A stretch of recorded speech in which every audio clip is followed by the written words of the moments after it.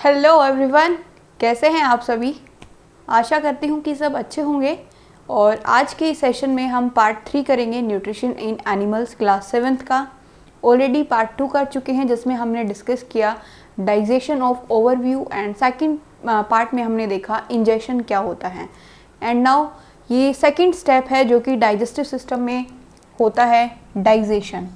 हमें पता है जो हमारा डाइजेशन है वो टोटल 5 स्टेप्स में होता है, तो ये हम सेकंड स्टेप आज इसमें कवर करने वाले हैं। ठीक है, तो हम लास्ट वीडियो में डायग्राम पे आपको पता है यहाँ तक हम पहुँच चुके थे। ओके, और यहाँ पे क्या बन के आया था, बोलस बन के आया था। बोलस क्या होता है, च्यूड फूड, चबा हुआ खाना और उसमें स्लाइवा ऐड होना, दोनों के मिक्सचर को हम बोलते हैं बोलस। तो यहाँ तक इसका फिजिकल डाइजेशन हुआ था। अब जैसे ही ये स्टमक में एंट्री करता है तो यहाँ पे केमिकल डाइजेशन स्टार्ट हो जाता है। अब आपके लिए क्वेश्चन है जो कि इस सेशन का ओपनिंग क्वेश्चन होने वाला है। जो फूड है, जो बोलस जो आता है वो फूड पाइप के थ्रू आता है। ठीक है, अब फूड पाइप के थ्रू डायरेक्ट तो ऐसा आएगा नहीं कि हाँ एकदम से ड्रॉप हो जाएगा, ऐसा नहीं होता है, राइट। एक मूवमेंट होती है जिसको हम बोलते हैं फूड पाइप में कॉन्ट्रैक्शन और रिलैक्सेशन होती है। और इस कॉन्ट्रैक्शन और रिलैक्सेशन मूवमेंट का एक स्पेशल नाम होता है जो कि पी से स्टार्ट होता है। और आप सभी को कमेंट सेक्शन में बताना है कि उस मूवमेंट का नाम क्या है जिसकी वजह से हम खाने को निगल पाते हैं और फूड पाइप के थ्रू उस मूवमेंट की वजह से वो हमारे पेट तक पहुंचता है।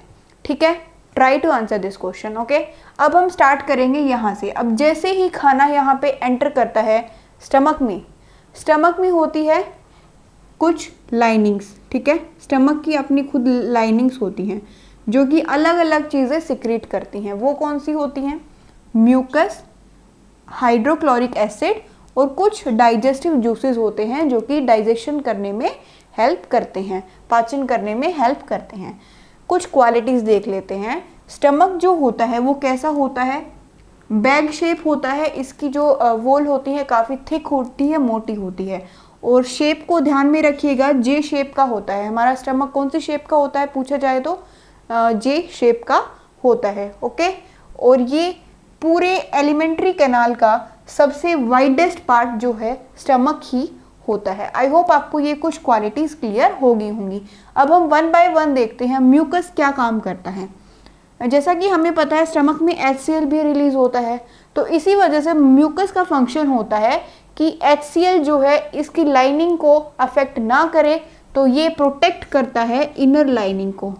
ओके, इनर लाइनिंग का मतलब है स्टमक के अंदर कुछ लेयर्स होती हैं, उनको प्रोटेक्ट कौन करता है, म्यूकस प्रोटेक्ट करता है। उसके बाद HCl क्या होता है, कई बार हम खाना खाते वक्त ज़रूरी नहीं है कि हर एक खाना हम जहाँ से भी खाएंगे, रेस्टोरेंट से खाएंगे, घर से खाएंगे, वो बिल्कुल प्योर होगा। हो सकता है कई बार हम खाने के साथ साथ कुछ बैक्टीरिया भी खा गए हों। ठीक है, तो उन बैक्टीरिया को मारने के लिए किसका यूज़ किया जाता है, HCl का। तो कुदरत की मतलब फॉर्मेशन देखो आप कितनी अच्छी है कि आप गलती से कुछ खा भी लेते हैं बैक्टीरिया टाइप्स खाने के साथ साथ, तो अंदर जाने के बाद भी, आपके यहाँ पे टमी में जाने के बाद भी एक HCl रिलीज होगा और वो उनको किल कर देगा। ठीक है, राइट। तो HCl का फंक्शन हुआ टू किल बैक्टीरिया। उसके बाद कुछ डाइजेस्टिव जूसेस रिलीज होते हैं जो कि प्रोटीन्स का डाइजेशन करते हैं सिंपलर सब्सटेंसेस में। आई होप आपको यहाँ तक क्लियर हो गया होगा। स्टमक में बोलस जब आता है उसके बाद म्यूकस रिलीज होता है जो कि इनर लाइन को प्रोटेक्ट करता है, HCl रिलीज होता है जो कि बैक्टीरिया को किल करता है और साथ में एसिडिक मीडियम क्रिएट करता है। कैसा मीडियम, एसिडिक मीडियम भी क्रिएट करता है। और इस एसिडिक मीडियम की वजह से जितने भी डाइजेस्टिव जूसेस होते हैं ना, वो अपना काम करना शुरू कर देते हैं। अगर ये रिलीज ना हो तो ये जो डाइजेस्टिव जूसेस हैं ये इनएक्टिव रहेंगे। आई होप आपको ये यहाँ तक क्लियर हो गया होगा। नेक्स्ट मोस्ट इंपॉर्टेंट क्वेश्चन, अब कई बार मेरे से ये क्वेश्चन पूछा जाता है, मैम क्लास 6 की, 7 की, 8 की बुक पढ़े या नहीं पढ़े। देखो अब ये क्वेश्चन आएगा कि डिस्कवरी किसने की थी स्टमक के फंक्शन की, तो आप बोलेंगे क्वेश्चन आया कहाँ से यार, तो ये आया है भाई 7th क्लास से। ठीक है, तो इसीलिए मैं बोलती हूँ आपको रीड करना चाहिए इन बिटवीन द लाइन्स। आप 3 बुक एक्स्ट्रा पढ़ लेंगे तो कुछ ज़्यादा मतलब आप ये नहीं है कि मतलब आपके ऊपर ज़्यादा भार आ जाएगा, आप कर सकते हैं। तो आपको ये करनी चाहिए, एक एक नंबर से सिलेक्शन होता भी है और सिलेक्शन रह भी जाता है, राइट। सो फंक्शन किसने की है, डिस्कवरी किसने की, विलियम ब्यूमॉन्ट ने।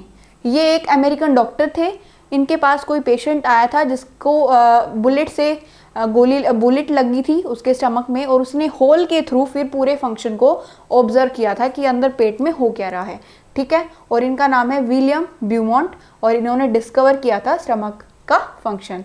नेक्स्ट, अब खाना आ जाता है भाई यहाँ पे, ठीक है, स्टमक पे, ये यहाँ तक स्टमक था, राइट।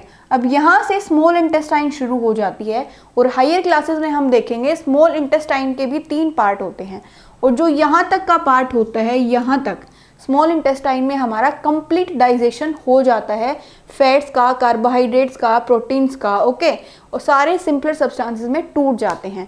तो कंप्लीट डाइजेशन कहाँ पे होता है, स्मॉल इंटेस्टाइन में कंप्लीट डाइजेशन हो जाता है। अब यहाँ से स्मॉल इंटेस्टाइन शुरू हुई, ठीक है, और स्मॉल इंटेस्टाइन में यहाँ पे एक पेनक्रियाज, ये जो लीफ लाइक स्ट्रक्चर दिख रहा है, इसको हम बोलते हैं पेनक्रियाटिक ग्लैंड। और यहाँ पे जो ये स्ट्रक्चर है, ये है हमारा लीवर ग्लैंड। लीवर जो है सबसे लार्जेस्ट ग्लैंड होता है, और लीवर ग्लैंड सिक्रीट करता है बाइल जूस, और बाइल जूस जो सिक्रीट होता है वो कलेक्ट कहाँ पे होता है, आपको ये छोटा सा पाउच दिख रहा होगा, गाल ब्लैडर। गाल ब्लैडर में आके ये कलेक्ट हो जाता है, और फिर गाल ब्लैडर की थ्रू ये यहाँ पे स्मॉल इंटेस्टाइन में रिलीज होता है और हेल्प करता है फैट के डाइजेशन में।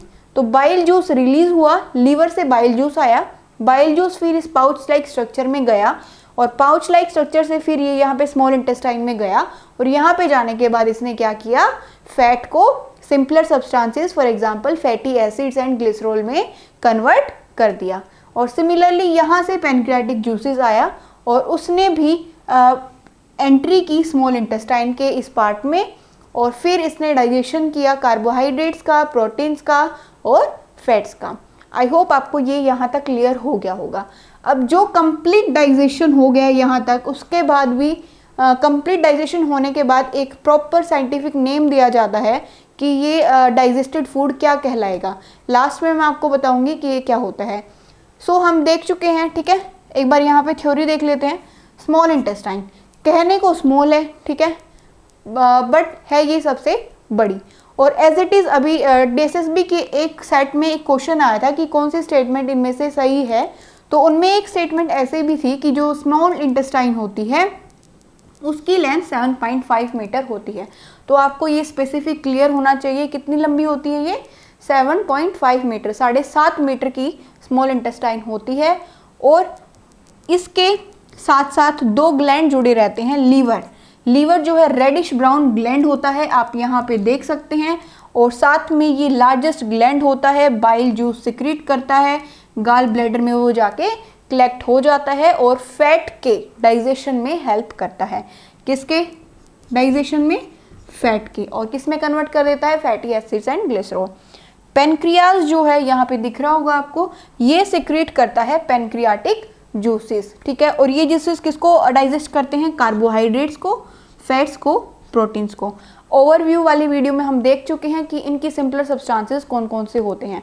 कार्बोहाइड्रेट कन्वर्ट होता है सिंपल शुगर में, प्रोटीन कन्वर्ट होता है अमाइनो एसिड्स में, एंड फैट कन्वर्ट होता है फैटी एसिड्स एंड ग्लिसरॉल में। लास्ट कंप्लीट डाइजेशन हो चुका है यहाँ तक, ठीक है। तो कहाँ पे होता है, most important question, complete digestion कौन से पार्ट में होता है, ये होता है स्मॉल इंटेस्टाइन में कंप्लीट हो जाता है।